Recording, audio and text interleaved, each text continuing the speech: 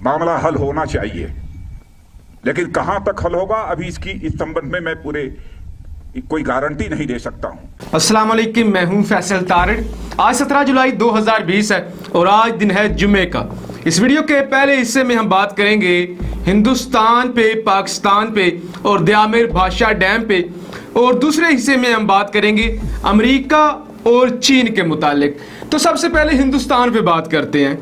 आज दुनिया भर का जितना भी मीडिया है वो भारत पे हंस रहा है, और जिस तरह से वो भारत का मजाक उड़ा रहा है, आप यकीन नहीं कर सकते कि इतना बड़ा मुल्क जिसकी 1.25 अरब से जायद आबादी है, जो दुनिया का दूसरा बड़ा मुल्क है, और वहाँ के लोग भी पाकिस्तानी लोगों जैसे हैं, अच्छे लोग हैं। हर मुल्क में अच्छे लोग भी होते हैं, बुरे लोग भी होते हैं, लेकिन इतना बड़ा मुल्क जो कि दुनिया का दूसरा बड़ा मुल्क है, मोदी जैसे लोगों ने, बीजेपी जैसी हुकूमत ने आज उस मुल्क का मजाक बनवा दिया है।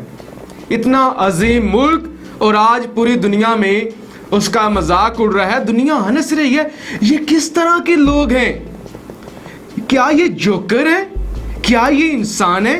क्या लीडर इस तरह की होती है? क्या हुकूमत इस तरह की होती है? 15 दिन पहले मोदी कौम से खिताब करता है और कहता है कि 1 इंच जमीन पर कब्जा नहीं हुआ।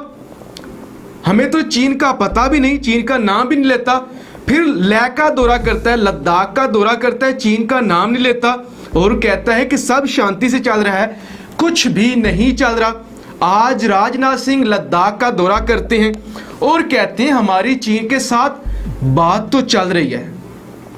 उम्मीद भी की जा सकती है कि बातचीत से मसला हल होगा, लेकिन इस बात की गारंटी हरगिज नहीं दी जा सकती कि चीन बातचीत से मान जाएगा।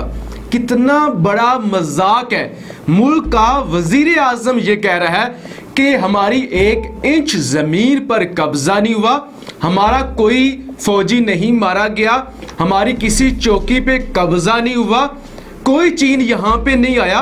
और मुल्क का रक्षा मंत्री, डिफेंस मिनिस्टर ये कह रहा है जी बातचीत तो चल रही है, लेकिन उम्मीद नहीं है कि बातचीत कामयाब हो, गारंटी नहीं दे सकते। हालात आपके सामने हैं कि किस तरह से ये कौम से झूठ बोल रहे हैं, पूरी दुनिया से झूठ बोल रहे हैं। और मैं सलाम पेश करता हूं ऐसी कौम को, ऐसे लोगों को जो अभी भी इनकी बातें हजम कर रहे हैं, जो अभी भी इनकी बातें सच मान रहे हैं, जबकि आलमी मीडिया चीख रहा है कि चीन इनसे सब कुछ छीन लेगा, और ये लोग अपनी आवाम को बेवकूफ़ बना रहे हैं।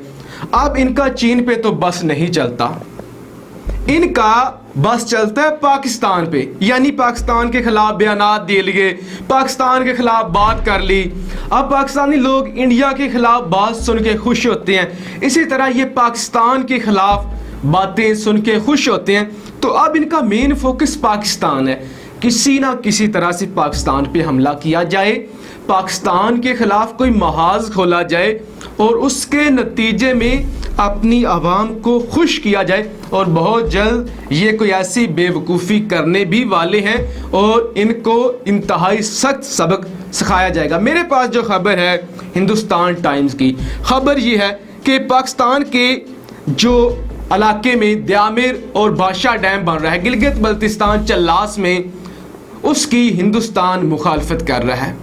हिंदुस्तान ये कहता है कि हम ये डैम हरगिज नहीं बनने देंगे। ये मुतनाज़ा इलाका है, बल्कि वो मुतनाज़ा नहीं कहते, वो कहते हैं ये इलाका हिंदुस्तान का है, ये इंडिया का इलाका है, पाकिस्तान का इस पे नाजायज कब्जा है, लिहाजा हम ऐसी सरजमीन जो कि नाजायज हो, जिसमें पाकिस्तान का नाजायज कब्जा हो, उस पे कंस्ट्रक्शन करने की इजाज़त नहीं देंगे। हमने पाकिस्तान के खिलाफ भी एहतजाज रिकॉर्ड करवाया है, हमने इस्लामाबाद को धमकी दी है, हमने चीन को भी कहा है कि ये हमारा मसला है, आप ना हो। अब हिंदुस्तान कहाँ पे आके फनसता है, सांसें कहाँ पे बंद होती है हिंदुस्तान की, जब बीच में चीन आ जाता है।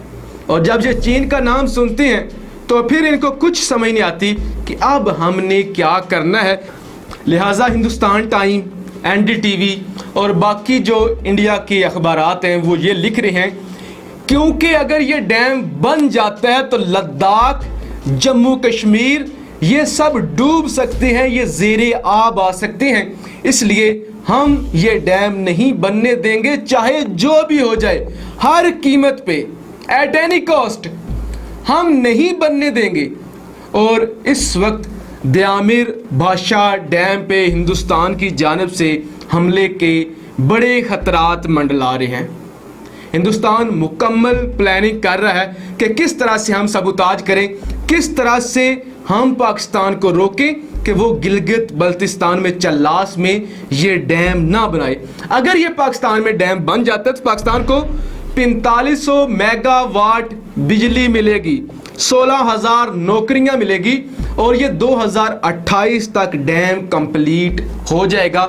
इसका वज़ीर आज़म पाकिस्तान ने इफ्तिताह कर दिया है, इसका आगाज हो चुका है। लिहाजा इस वक्त बड़े खतरात हैं। हिंदुस्तान तैयारी कर रहा है कि वो किस तरह से इस डैम पे हमला करे। हमारे अदारों को एक्टिव रहना होगा, दोनों ममालिक को, चीन और पाकिस्तान को हिंदुस्तान का मिलकर मुकाबला करना होगा। अब जी अमेरिका का इलेक्शन करीब है और सदर ट्रंप ये चाहते हैं कि वो दोबारा से सदर इलेक्ट हो जाएं, क्योंकि वो अपनी फौज को अफगानिस्तान से भी निकाल रहे हैं। उन्होंने जो अपनी कौम से वादे किए थे कुछ हद तक वो भी पूरे कर रहे हैं।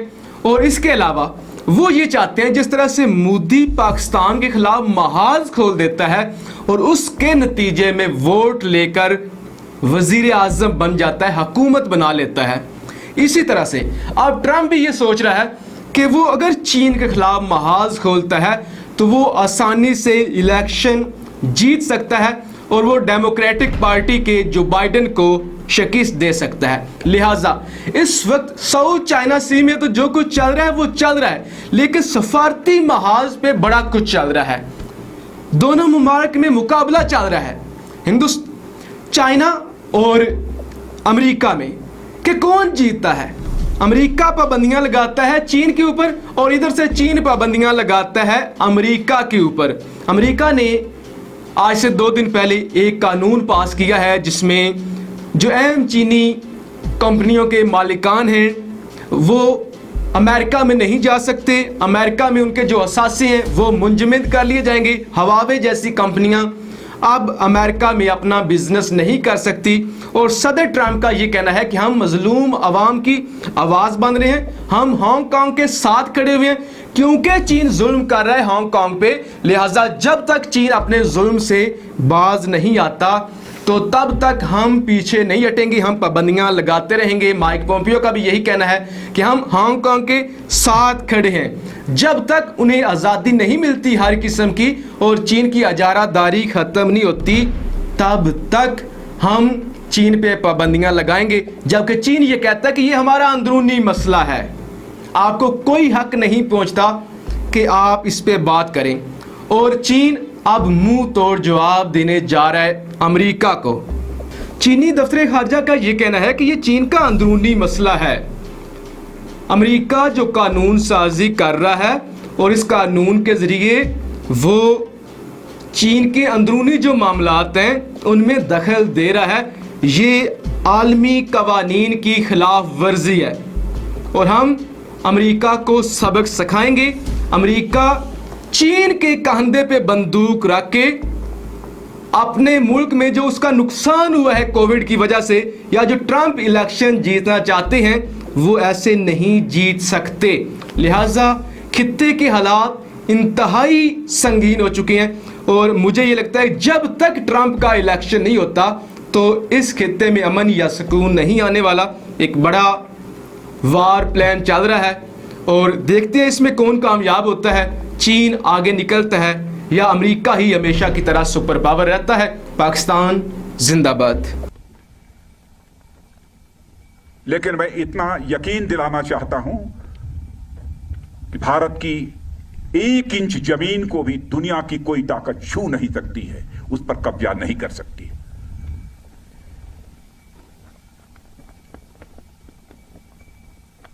लेकिन बातचीत के द्वारा यदि समाधान निकलता है तो इससे अच्छी बात और कोई दूसरी नहीं हो सकती है। वह सिलसिला चल रहा है, मिलिट्री लेवल पर भी बातचीत चल रही है, डिप्लोमेटिक बातचीत भी चल रही है।